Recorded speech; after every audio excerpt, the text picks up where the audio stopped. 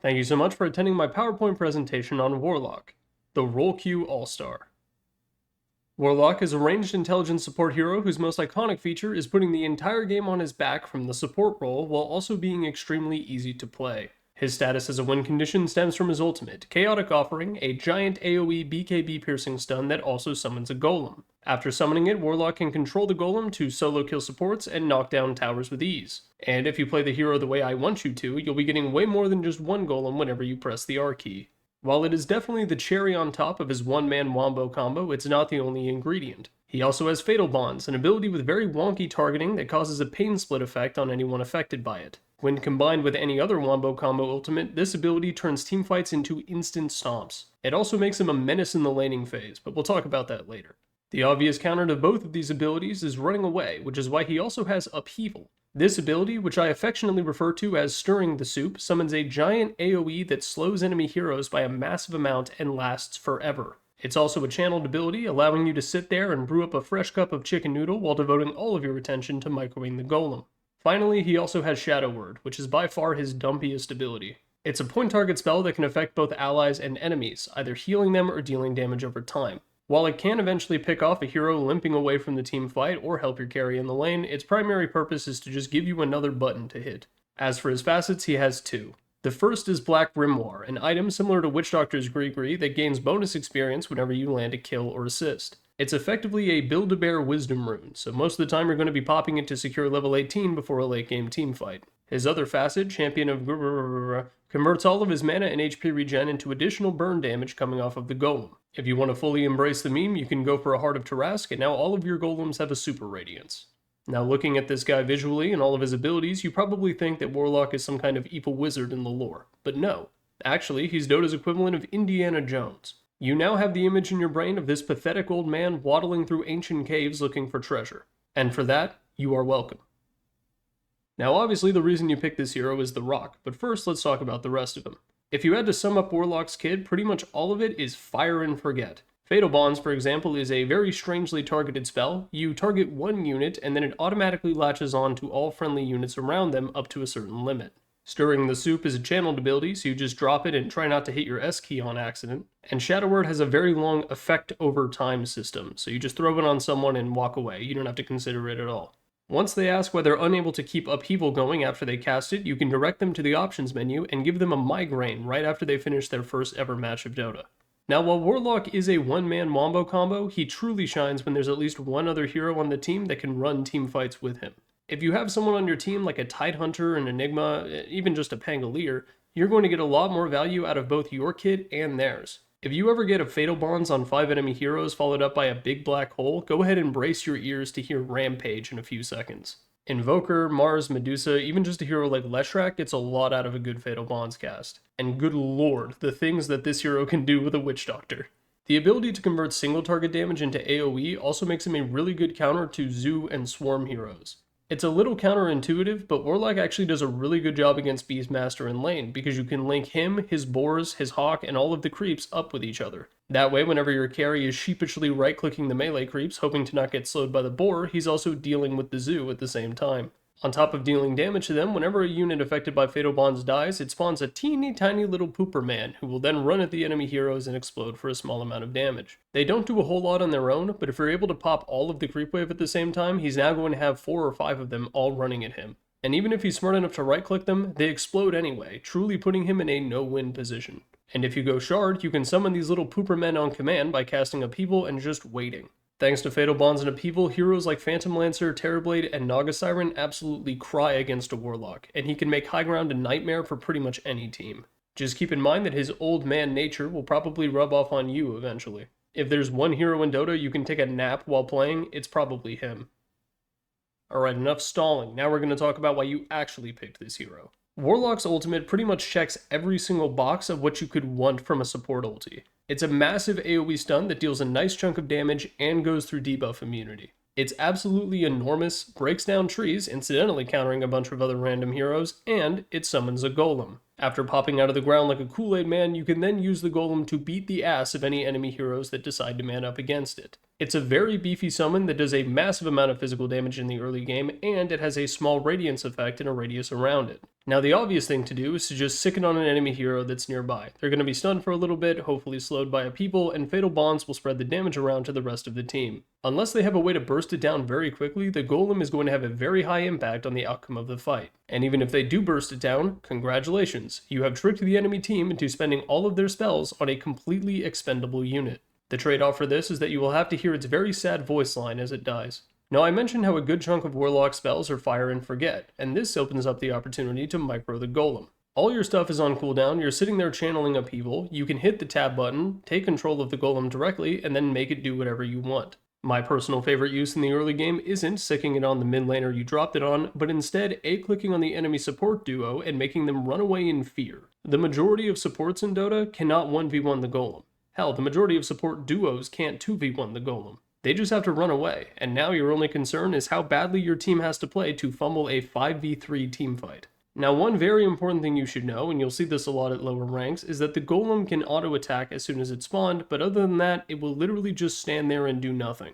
If you see this happen, be sure to open up your mic chat and scream as loud as you can, "Control-ems!" in order to remind them to control their Golems. If they find it strange that you've invented this word in order to inform them that they should be controlling their Warlock ultimate in a game of Dota 2, politely inform them that your time is very valuable, and you would rather spend it meekly pecking down a small camp in order to afford your Hand of Midas recipe before the 20-minute mark.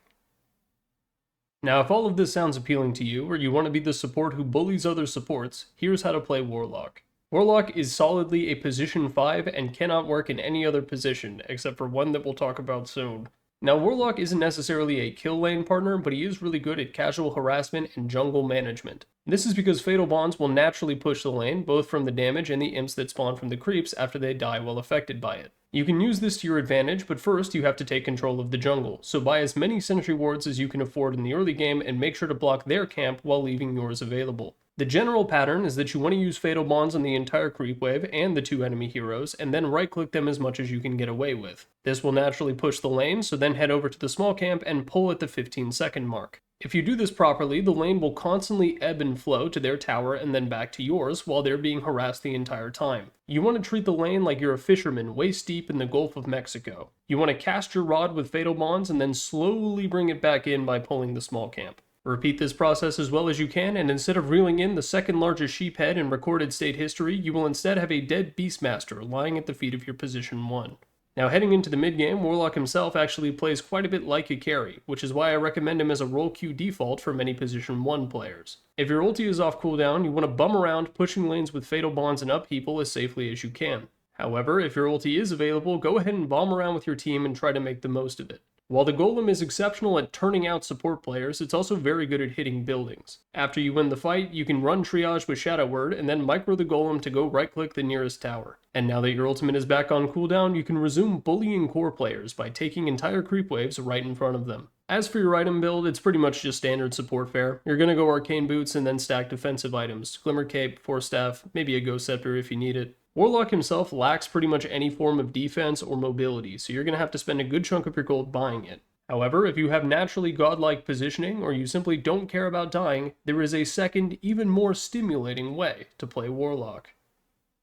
Alright, now let me teach you something about Corlock, okay? This is one of my absolute favorite things in all of Dota. You can play this as a position 5. In my opinion, it actually does alright as a mid. There's a lot of enemy heroes that just kind of fold, going into Fatal Bonds over and over again in the mid lane, and you have the mana pool to sustain it, but that's besides the point. So, here's what you're going to do. Instead of going for all of those defensive items that will make your team happy, you don't care about them at all, you're going to go Midas. The reason you're going Midas is because you are not that good at hitting jungle camps. So you would have to expend Fatal Bonds, Upheaval, wait for the poopers to kill them all that stuff. You don't have time for that, okay? You're Corlock. You've got places to be. So you go Midas so you can farm them faster, and it buffs your XP gain, because this hero mostly scales off XP. Next, you're going to go Aghanim Scepter. What Ags does is whenever you pop your ultimate, it summons not one golem with 1 stun, but 2 in a row. So if they're able to Manta Dodge the first ulti, they're sure as hell not going to be able to Manta Dodge the second. So now you have 2 golems, and that's a good start, right? But we can go further. Now Warlock already has pretty good int gain, so you don't have to go any special items in order to facilitate a refresh orb. You can just go it. So now you have a Midas, Arcane Boots, Aghanim Scepter, and a refresher. So with those items, you can do what I like to call girls' night. So, once everything is off cooldown and you have enough mana, you pull up to the team fight, you drop Fatal Bonds, you drop your rock, refresher, Fatal Bonds rock. So Fatal Bonds is weird because it doesn't refresh duration if something is already affected by it, it stacks. You'll see 2 of the icons above their head. This means that whenever all 4 of your Warlocks lay into them, it's the equivalent of every other hero on their team also getting hit by a golem. And that first hero is not going to survive the winter, with 4 golems just absolutely wailing on them. Now 4 is already an absolutely insane amount, but Warlock has a level 20 talent that summons a golem on death, and it's kind of misleading because it's not just the golem, it's like a full ultimate. It does the stun too. Sadly, this one does not get multiplied by Aghanim Scepter, but that's okay. If you are really, truly committed to the bit, after you summon all of your golems, just A-click their backline. Just walk through. You're a Warlock. You have no defensive items. You're a squishy little B-word. So, when they kill you, boom, 5 golems. Now you're the full cast of the view. And you can just A-click their tier 3s. The golems will walk forward, smack down their towers. Try to think of all the heroes in the game that can stand up to 5 golems wailing on them at once. You probably thought Sven, right? That was the first hero you thought of. Nah, Sven folds. Even if he pops his E for the extra armor, absolutely not. The golems will mog him. They will mog his barracks. They will win the game on their own. You are effectively playing a 10v5 when you go for the girls' night strategy. Okay? Sure, it's not all at the same time because you die, but I don't know, maybe you buy back TP in and die again and summon a 6 golem. I've never done that before, but if you do, email it to me. I want to see it. Now, I don't know if you can tell from the enthusiasm in my voice, but I love Corlock. This is one of my favorite things to do in all of Dota, and I have such a good time every time I try it. Your team will not be happy with you, but once they see those beautiful young ladies marching down the mid lane on the way to smack the Ancient and kill it in like 4 seconds, I'm sure they'll find forgiveness in their hearts. Seriously, give Corlock a try. I wrote a little bit about how Warlock introduces new players to the concept of micro. Feel free to read it if you like.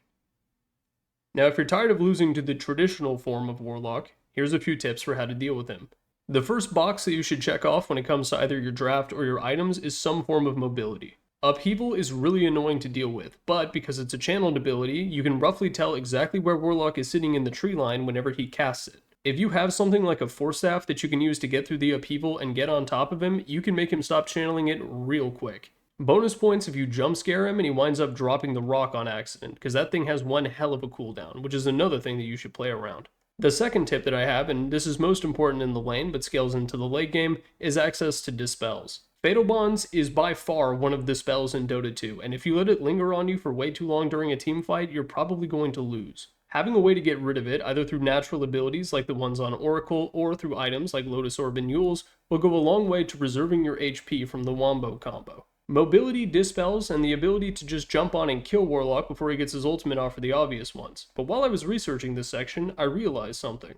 Warlock is weak to fish. All 4 fish in Dota 2 counter Warlock in some way. Slark can use Dark Pact to purge Fatal Bonds and also Leap to get out of Upheaval and keep Warlock from running away. Slardar has Sprint and Blink Dagger to get on top of him, and his Bash allows him to cancel the channel, saving the rest of his team from drowning in the soup. And Tidehunter can naturally purge himself with Blubber, and, once he gets on top of Warlock, can prevent him from using his defensives using Dead in the Water. Naga Siren is a bit of a stretch, but you can use your ultimate after he casts Fatal Bonds and the Rock to maneuver your team to safety and reset the fight. I don't think Valve intended this in any way, but this makes me think that Warlock is just somehow scared of fish. Lastly, and I consider this to be the ultimate counter, Chaos Knight with Aghanim Scepter can dispel his entire team in response to Fatal Bonds. He's also the jump scare merchant, and if he gets a Blink Dagger, he can hop on Warlock, use his combo, and absolutely obliterate him before he gets any golems off. Just note that if you cast your ultimate and Warlock uses Fatal Bonds on you and all of the illusions, you're going to die.